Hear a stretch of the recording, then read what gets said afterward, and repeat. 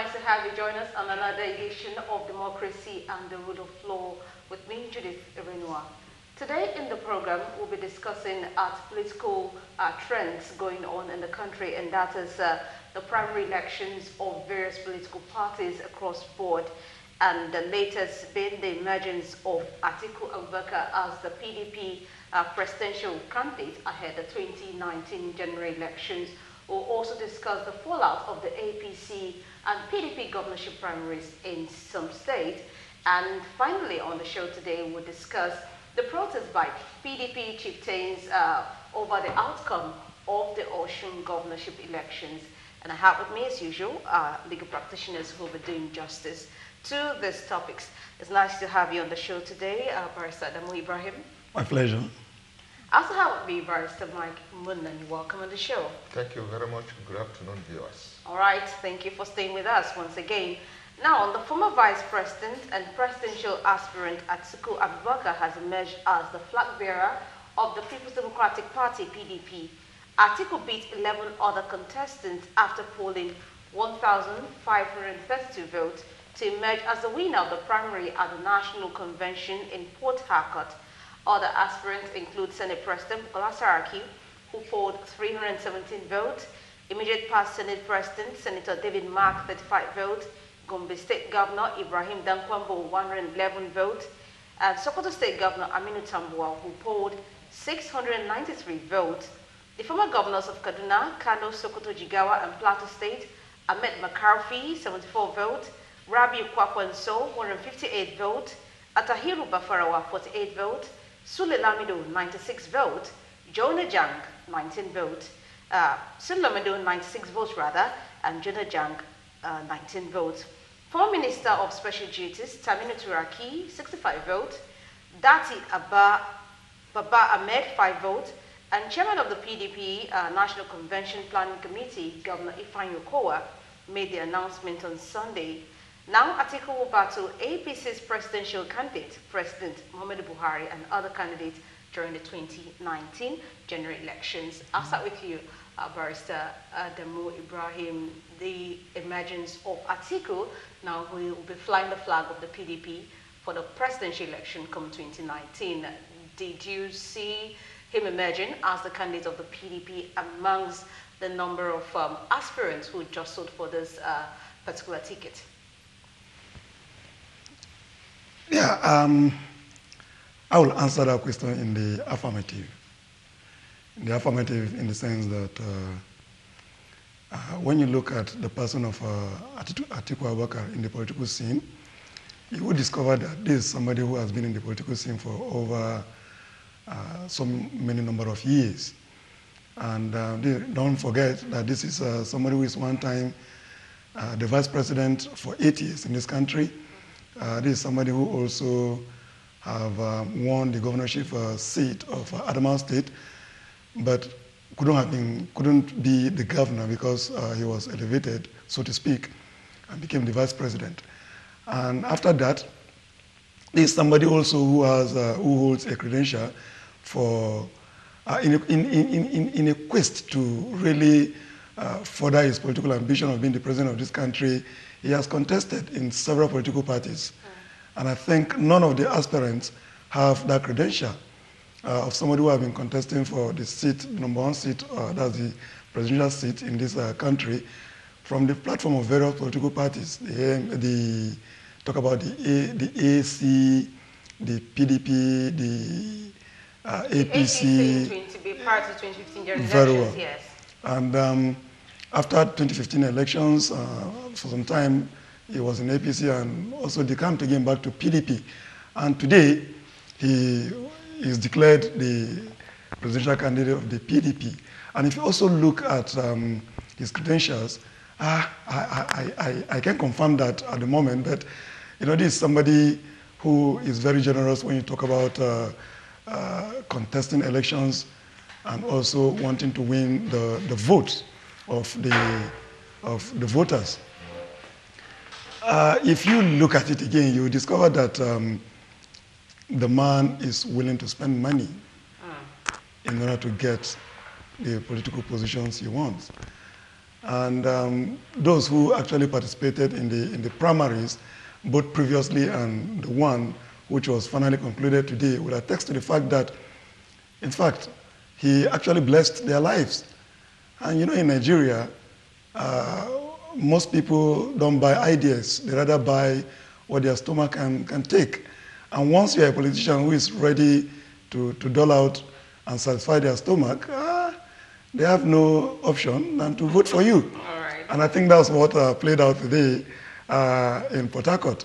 Because previously, if you look at the body language of the handlers of the PDP, particularly those at the echelon of the PDP, you discover that they were particularly rooting for the present governor of Sokoto State, Yeah, Amoni Tambuwal. Yeah. But nobody knew what happened at the end of the day, that Atiku perhaps dribbled his way past the stalwarts of the PDP and carried the day. Or could it be the PDP decided, the delegates of the PDP decided to pick a candidate who can match up to the present APC candidate, that is the incumbent president, Muhammadu Buhari? No, I don't think so. My reasons are very simple. You see, the delegates you're talking about came from various states, and the delegates were never camped in one place. So it would be pretty difficult for all the delegates to just meet and discuss and say, oh, let's just adopt a particular position. It's not possible. Particularly when you also look at the fact that some of these delegates were sponsored by their either present governors or their ex-governors to Port Harcourt from their various states. And that also indicates the reason why some of these ex-governors and present governors or present senators of the Federal Republic of Nigeria had some number of votes. The delegates from their various states, some of them will believe that, oh, this is the man who brought me, so let me vote for him. Right. But particularly when they got to Port Harcourt, the story changed.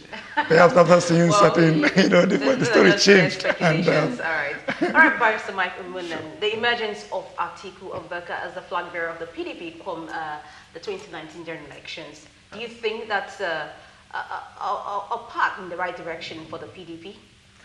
Very well, Judith. I must confess that I did not see this coming. Really? Unlike my colleague who had seen it coming, I did not see it coming. One is, the reason is not far-fetched.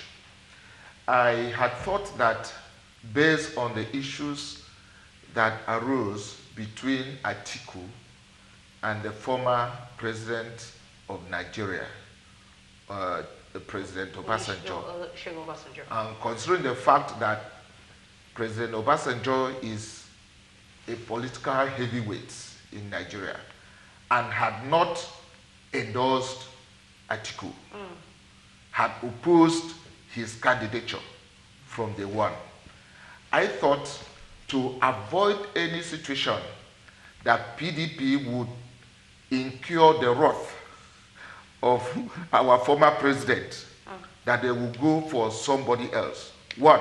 Two is that the age bracket between Atiku and the present president is not too much.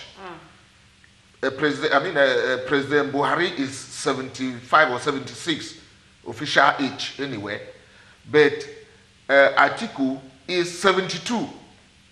So I had expected PDP to bring in a more vibrant and younger candidate that would be able to stand the rigors of the presidency or the job in the presidency. I had thought that they would bring in somebody who would be able to navigate through the entire political spectrum, to be able to carry out the task that is before this country. So I didn't expect that they would bring in Atiku.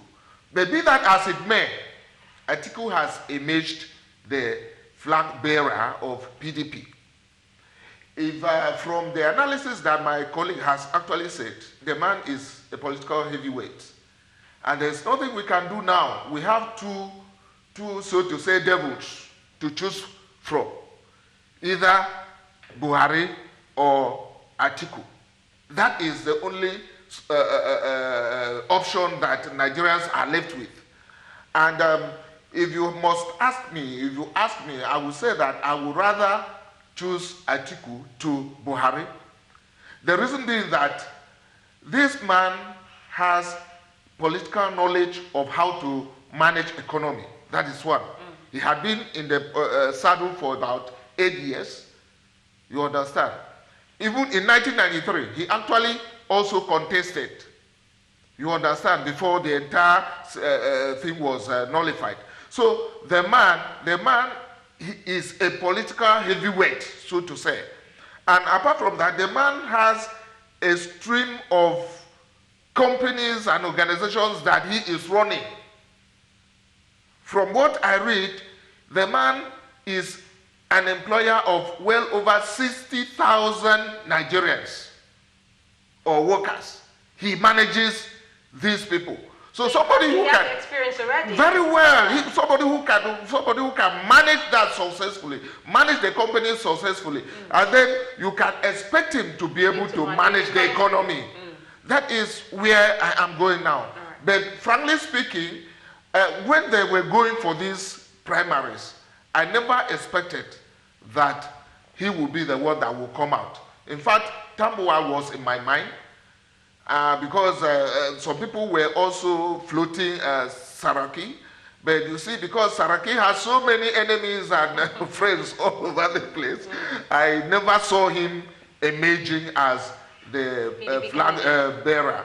But Tambuwal has a cleaner record, so to say, and is more vibrant, more acceptable in the north also. So I had expected that probably he will carry the flag of PDP.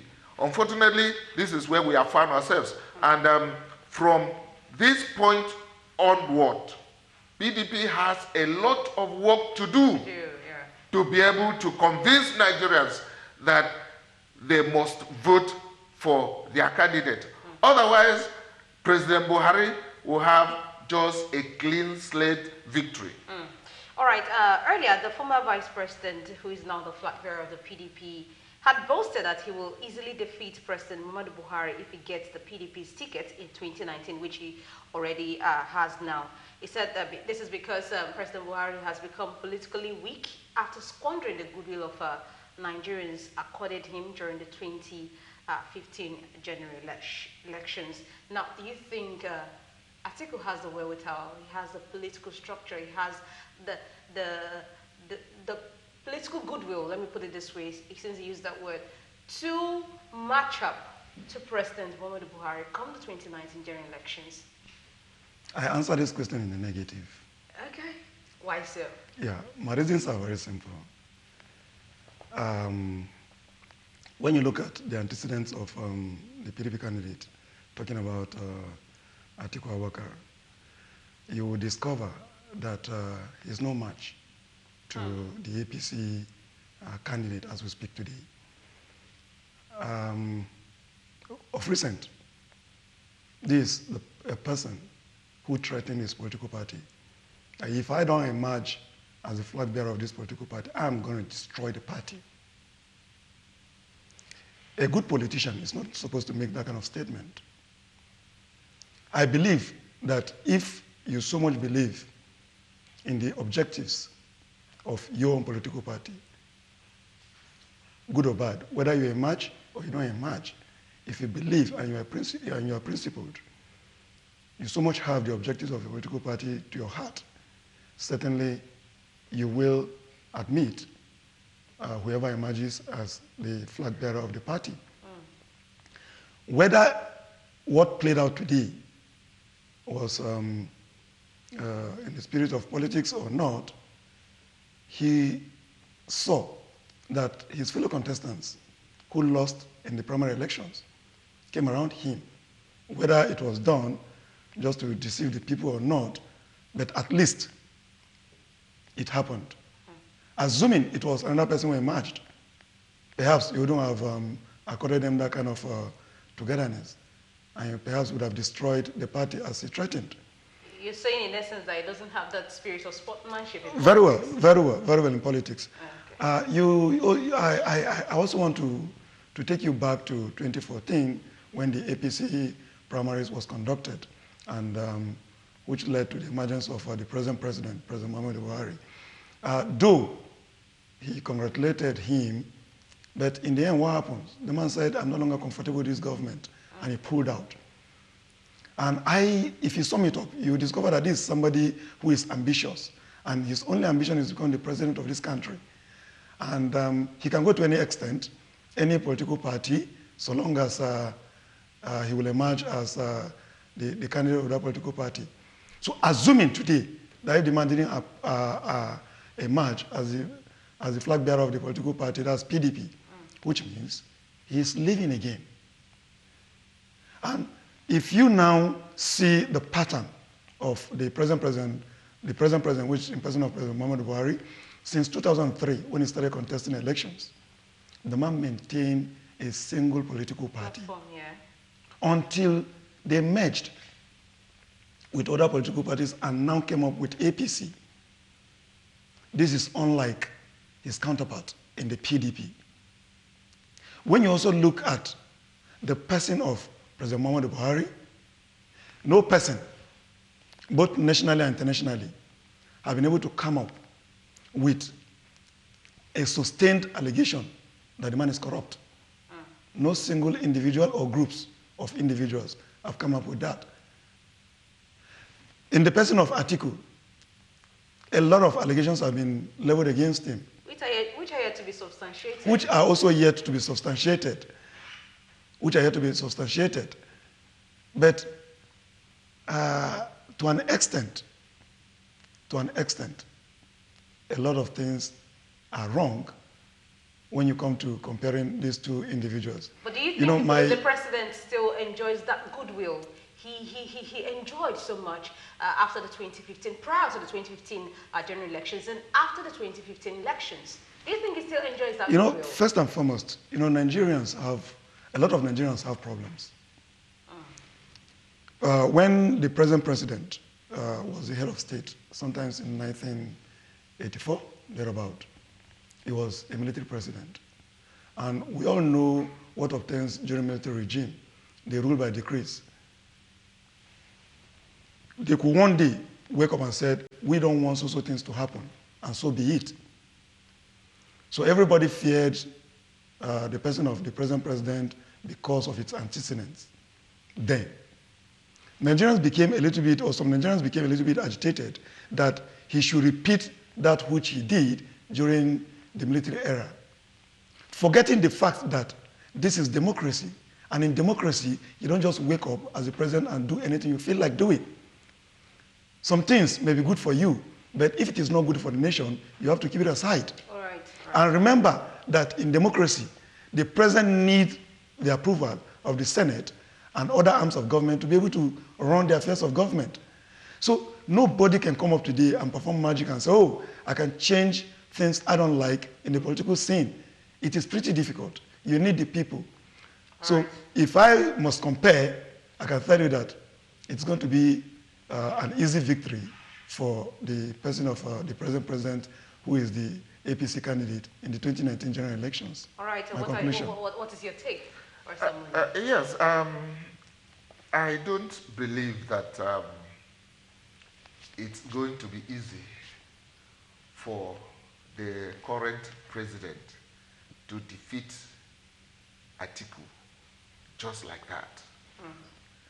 The reason is that you ask my colleague the question, does this president still enjoy the same support he did in 2015 when we elected him into power? My answer is capital no. If you go into the streets now to ask questions, they will tell you they don't want the man to remain there again. That is the truth. It's only that in Nigeria, what counts is money.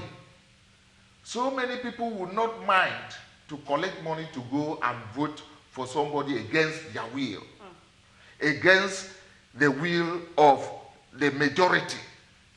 Because what is playing out in Nigeria now is that the president had virtually destroyed all the hopes Nigeria had before he became the president.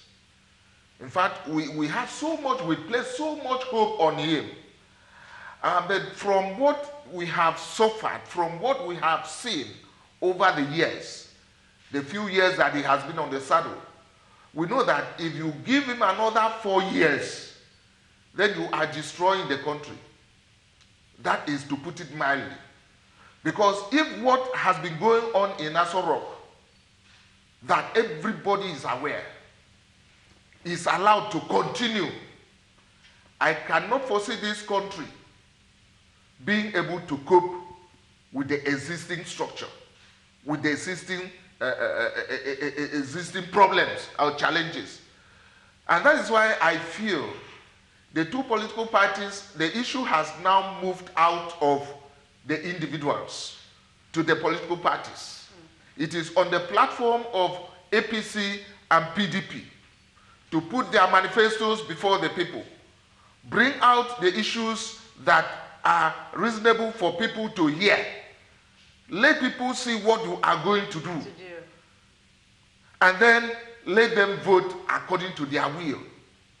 I cannot, in all honesty, if I want to be honest with myself, tell you that I can go to the polling booth today and vote for the APC candidate. I mean Buhari himself. Not the governors and all that, that is a different ballgame. But at the center, my vote cannot go there because of what has happened in this country.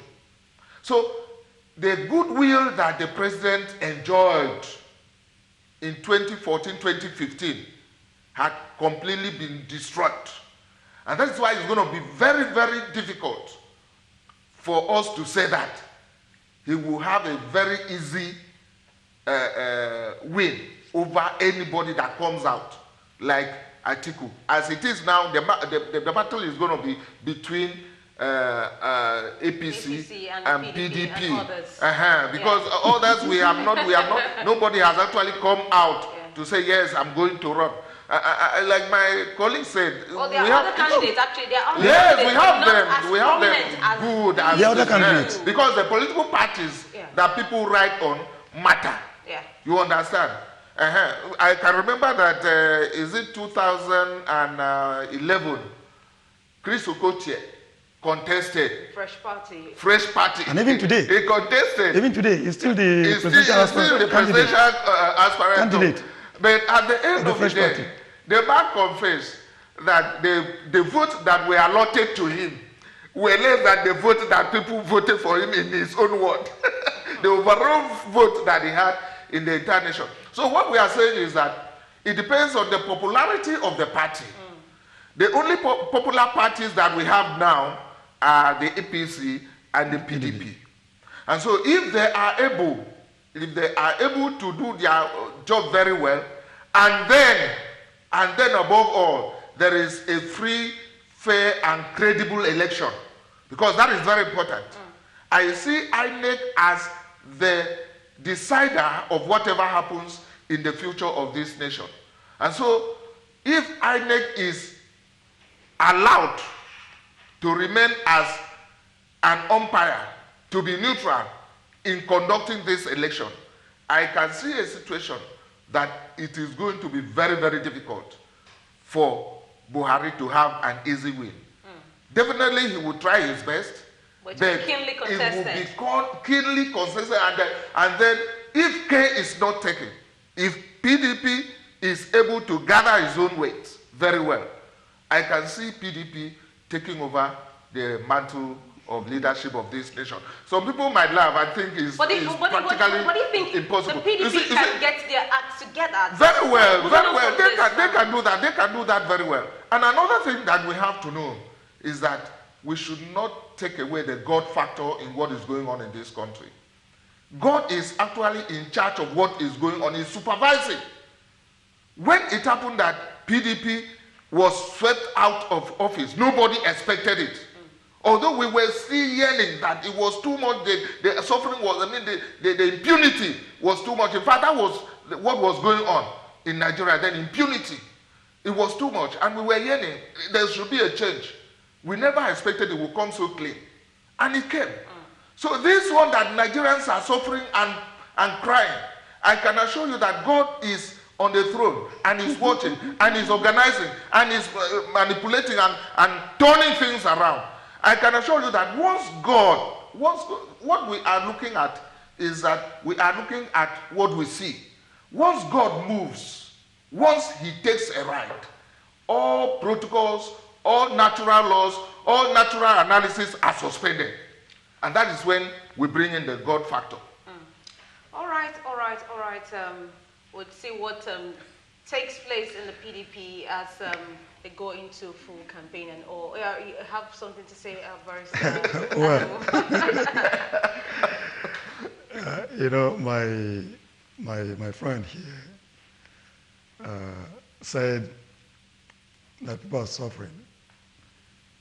I see that as a relative word.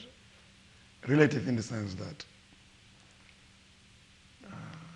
it is either you are suffering or you are enjoying. And either way, it is your personal decision. It is your personal decision to either suffer or to decide not to suffer. Yes, government policies matters. But when you take Nigeria as a case study, this is a country where a lot of people just sit down without any job. And they are not making any effort to get employed, either personal employment or to be employed by any parastatal or government agency or ministry. Nigerians, or some Nigerians, I would say, like a situation whereby you wake up in the morning, you look at your phone, you have so much money in your account, even without doing anything. I want to tell my colleague here that Nigeria of today has gone beyond that.